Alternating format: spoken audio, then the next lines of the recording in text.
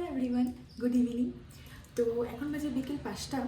আর যেহেতু কালকে সংক্রান্তির দিন 14 জানুয়ারি, তো সবাই হচ্ছে সবার বাড়িতেই হচ্ছে পিঠে পায়েস যা বলো, পিঠে রকমের নানা রকমের জিনিস তৈরি হবে। তো আজকেও আমি হচ্ছে সেটা বানাতে চলেছি।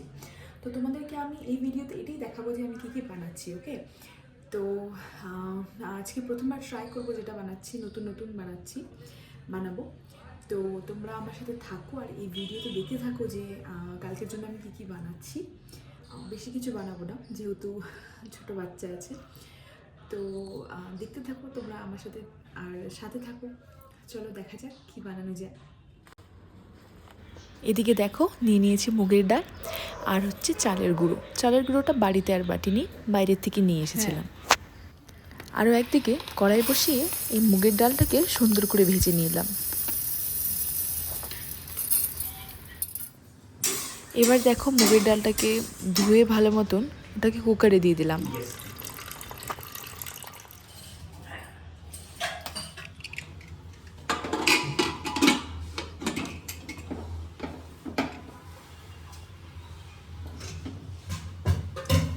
তো এদিকে এটা সিটি বেজে গেছে, 4টা সিটি দিয়েছি।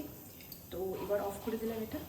তো নেক্সটে এবার হচ্ছে আমরা বানিয়ে নেব চালের মানে যেটা মাখাটা, আটা মাখার মতন মেখে নেব সুন্দর করে। এদিকে বসিয়ে দিয়েছি গরম জল, একটু লবণ দিয়ে। এই দেখো এবার হচ্ছে আমাদের মুগের ডালটা একদম রেডি। ওটাকে ফিল করব ভালো মতন, দেখে নাও আস্তে আস্তে। তারপর ওই গরম জলের মধ্যেই মানে জলটা ভালো মতন ফুটে আসলে সেটার মধ্যেই ওই চালের গুঁড়োটা দিয়ে দিব আর সুন্দর করে ওটাকে নাড়াচাড়া করে নেব। এটাকে কিন্তু গরম অবস্থায় মানে গরমকালে থাকা অবস্থায় তোমাকে সুন্দর করে মেখে নিতে হবে আমাদের। তারপর এই কড়াইয়ে সুন্দর করে মুগের ডালটাকে আমরা ভেজে নেব। আর একদিকে বেটুও উঠে গেছে, ঘুমের থেকে চলে এসছে যে মাম্মা কী বানাচ্ছে দেখে আসি। তো এদিকে গোল গোল লাড্ডু বানিয়ে নিলাম। এবার ওই গোল গোল লাড্ডুর ভিতরে মুগের ডালটাকে সুন্দর করে ভরে নেব। আর আরেকদিকে দেখো ওর খেলু। তারপর এটাকে সুন্দর করে ভেজে নেব। এই দেখো সুন্দর কালার এসেছে না? পুরো কিন্তু মুচমুচে হয়েছিল একদম। এটাকে এবার গরম গরমই বেটু আর বেটুর পাপাকে দিয়ে দিলাম। চলো ওরাই টেস্ট করে দেখুক কেমন হয়েছে খেতে। আর একদিকে এই ভাবলাম যে হচ্ছে ভাজলাম তো ঠিকই, কিন্তু এটাকে না একটু ভাপিয়েও দেখবো করে এটাকে ইডলিতে মানে যে এটাতে ইডলি বানাই ওই কুকারে দিয়ে দিলাম। দেখো কত সুন্দর হয়েছিল। মোটা মোটা চুষি পিঠা বানাবো।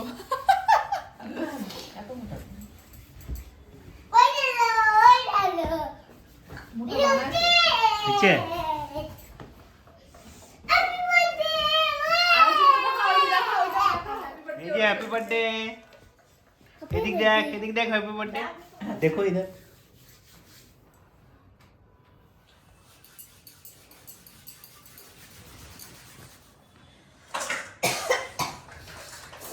এদিকে দেখো আমি আর মা মিলে সব চুষি পিঠাগুলো কমপ্লিট করে নিলাম। বেশি সুন্দর তো বানাতে পারিনি, কিন্তু ভালোই ট্রাই করলাম তাও। এবার পায়েস যেমন করে বানাই, ওই দুধ গরম করে সেটাতে তেজপাতা এলাচ দিয়ে সুন্দর করে ওটাকে ভালো মতন জাল দিয়ে তারপর ওই চুষিগুলো দিয়ে দেবো। ব্যাস এরকম করেই হয়ে যাবে আমাদের চুষি পিঠা।